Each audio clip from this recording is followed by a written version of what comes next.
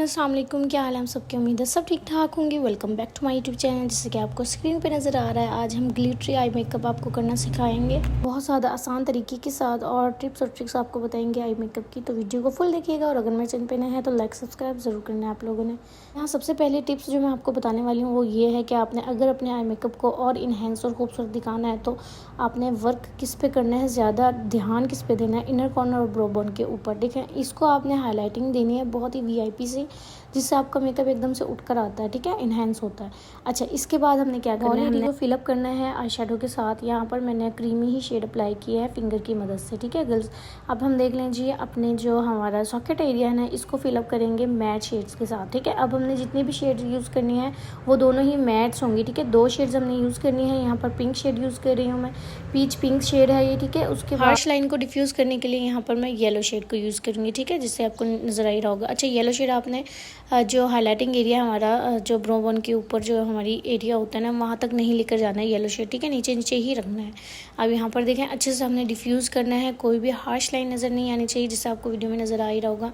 हमारी कोई harsh line नहीं बन रही है, अगर बन भी गई थी तो हमने उसको डिफ्यूज़ कर दिया है। अब हम आते हैं लोअर लैश लाइन की तरफ, तो वहाँ पर हमने शॉकिंग पिंक शेड अप्लाई कर रहे हैं फिंगर की मदद से। ये भी मैट ही शेड है, ठीक है, अच्छे से हमने अप्लाई कर देना है। यहाँ पर ये टिप देती चलती हूँ कि आपके जो ड्रेस में बहुत कम शेड हो ना, वो आपने उठा के अपने लोअर लैश लाइन पर अप्लाई कर देना है, इससे बहुत ही खूबसूरत लगता है मेकअप, ठीक है गर्ल्स। अब इसके बाद हमने इसको भी डिफ्यूज़ करना है येलो शेड के साथ। देखें, इस तरह से आपका जो लोअर लैश लाइन है ना, बहुत ही खूबसूरत लुक देती है, बहुत ही खूबसूरत इनहेंस होकर आपका मेकअप लगता है, ठीक है जी। इस तरह से आपने दोनों को मिक्स और मैच करके अप्लाई कर दिया है। अब आते हैं हम आउटर कॉर्नर की तरफ। आउटर कॉर्नर हमने डार्क ब्राउन शेड जो हम अक्सर यूज़ करते हैं, चॉकलेट ब्राउन शेड, जो कि हमने क्रिस्टीन पैलेट में से अप्लाई किया है, डार्कर शेड, ठीक है। आउटर साइड पे हमने इस तरीके से अप्लाई किया है, जैसे हम लाइनर अप्लाई करते हैं ना, उसी तरीके से आपने वो शेडो अप्लाई कर दिया था। छोटे से ब्रश की मदद से अप्लाई कर रही हूँ। यहाँ पर ना फिंगर यूज़ किया है मैंने, ना बड़ा ब्रश या फ्लफ़ी ब्रश भी यूज़ नहीं किया है।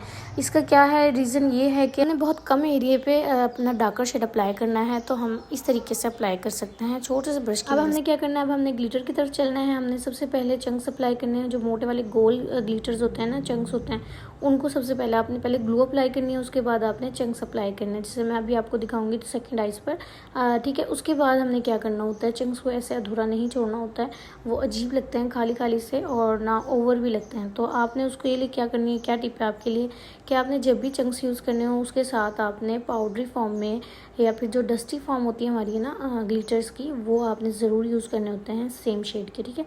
यहाँ पर हमें क्योंकि क्लाइंट को थोड़ा सा पॉपअप लुक चाहिए थी, तो हमने मल्टी चंक्स अप्लाई किए थे हमने, जो कि बहुत ही खूबसूरत लग रहे थे, ठीक है। देखिए, सबसे पहले आपने ग्लू या फिर सीलर जो भी आप अप्लाई करती हैं, आपने इस तरीके से अप्लाई कर देना है अच्छे से लीड एरिया पर। उसके बाद आपने फिंगर को चेंज करना है और अपने जो चंक्स है ना, उनको इस तरीके से अप्लाई करना है, जैसे आपको मैं करके दिखा रही हूँ, ठीक है। थोड़े थोड़े अप्लाई करेंगी, एकदम से सारे नहीं अप्लाई करेंगी, वो बहुत ही गंदा लुक देते हैं, बहुत ज़्यादा ओवर आपका मेकअप लगता है जब आप एकदम से सारे उठाकर चंक्स को अप्लाई कर देती हैं। तो आपने बिल्कुल थोड़े थोड़े अप्लाई करने हैं, आहिस्ता आहिस्ता, मतलब कि कम क्वांटिटी में आपने जो चंक्स है ना अप्लाई करने होते हैं। इसके बाद आपने इसको सेट करना है जी। सेकंड फिंगर मैं यूज़ कर रही हूँ, अब थर्ड फिंगर है ये मेरी, क्योंकि हमने जो पाउडर फॉर्म में जो हमारा ग्लिटर होता है ना, उसको अप्लाई करना होता है। देखिए, साफ आपकी फिंगर होगी तो आपका ग्लिटर बहुत अच्छे से अप्लाई होगा, कोई पैचेस नहीं बनेंगे ग्लिटर के, ना ही कोई लाइंस बनेंगी, जो अक्सर हमारी बिगिनर्स को प्रॉब्लम्स आती हैं।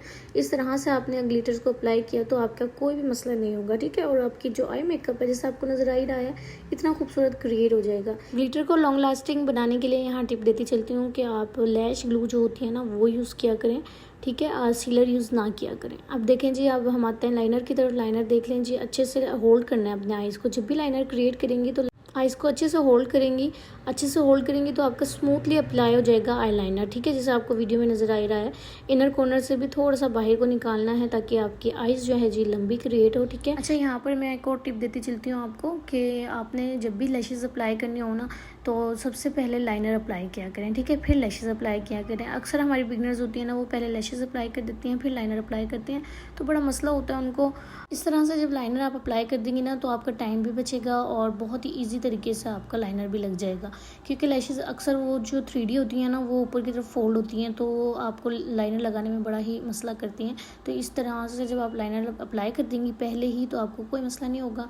अच्छा, लैशेज़ लगाने के बाद अब आप सोचेंगी ना, फिर हम काम क्या करें, आइज़ तो बंद हो गई हैं, आइज़ का पूरा काम हमने कर लिया अपर आइज़ का, तो और जैसा लोअर लैश का करना है तो फिर उस आपने ये है आपके लिए टिप कि जब भी आप लैशेज़ अप्लाई करें तो उसको आपने छोड़ना है 30 सेकंड या इससे ज़्यादा भी आप छोड़ सकती हो, ताकि वो अच्छे से ड्राई हो जाए और फिर हटने के चांसेस भी कम हो जाएं। ठीक है, अब यहाँ पर देखें, फिर हम जब ये छोड़ देते हैं ना, इसके बाद हम कहते हैं कि अब हमारा टाइम वेस्ट हो रहा है, अब हम क्या करें, हमारा आई मेकअप तो हो गया है लेकिन अब हमने लोअर लैश लाइन का करना है, तो इसके लिए हमारा टाइम वेस्ट हो रहा है। तो आपने क्या करना है इस पीरियड में, आपने क्या करना है जी, इस पीरियड में आपने जो आपकी लिपस्टिक होती है या फिर आपकी कंटोर होती है, ब्लश ऑन होती है, हाईलाइटिंग्स होती है ना, ये काम करना स्टार्ट कर देना है।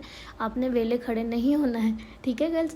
अच्छा, अब यहाँ पर हमारी जो आइज़ है वो ड्राई हो गई थी। अब हमने क्लाइंट के आइज़ ओपन कराएंगे। इसके बाद हम वाटर लाइन जो है ना उस पर काम करेंगे। वाटर लाइन पे हमने वाइट जेल लाइनर अप्लाई किया था ताकि हमारा जो आई मेकअप है थोड़ा सा और इन्हेंस लुक दे, पॉपअप नज़र आए और अपने हमारी आइज़ जो है ना बिगड़ नज़र आए। अच्छा, वाइट जेल लाइनर हम किससे लगा रहे हैं, हम जो आईलाइनर ब्रश होता है ना उसकी जो बैक साइड होती है वहाँ से हमने यूज़ किया है, वो एरिया हमने यूज़ किया है। अच्छा, ब्रशेस के बारे में भी मैंने आपको काफ़ी कुछ बताना है, तो उसके लिए भी डिटेल वीडियो में डालूंगी कि आप किस तरीके से कैसे कैसे ब्रशेस को यूज़ कर सकते हैं। ठीक है गर्ल्स, यहाँ हमारा फाइनल लुक चेक कर लें। वीडियो की डन, मिलते हैं नेक्स्ट वीडियो में। दुआ में रखिएगा याद। अल्लाह हाफिज़।